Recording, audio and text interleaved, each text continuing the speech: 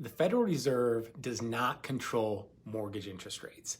Now, it's easy to kind of assume they do, and there's a lot of news around when they meet, and then people immediately assume that whether they go up, it means interest rates are rising, and if they signal it's going down, better for all of us. That's not necessarily the case. The Fed's funds rate controls the interest rate at which banks lend to other banks and cross money in short periods of time. Typically, it's a 24-hour rate. Now, that can trickle down into mortgage interest rates, and it certainly affects them. But typically what's going on with mortgage interest rates is individual banks that are lending that money are making a hedge or a bet on inflation.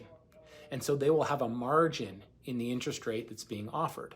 While the Fed's action can reduce short-term borrowing costs, mortgage rates are primarily influenced by the future expectations of what may or may not go on with inflation. Now, if inflation is expected to rise, lenders increase their rates to maintain the value of their investment, since inflation erodes the future value of the dollar that they are lending.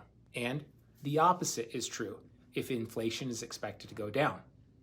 Well, good news is inflation has been slowing in three ways. We've seen fewer job openings and higher unemployment rates. A gigantic 818,000 reinstatement of BLS jobs from the previous year was reported.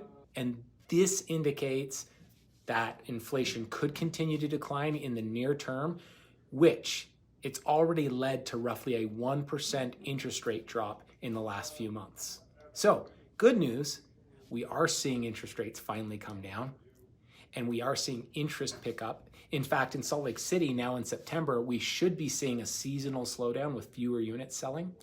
And the number of units under contract in the last 2 weeks has increased 20% from where it was in July, August, and the first little part of September. The difficult part to navigate here is if interest rates come down, does that spur a lot of buying activity? Well, with the 1% test that we've already seen, it is spurring buying activity.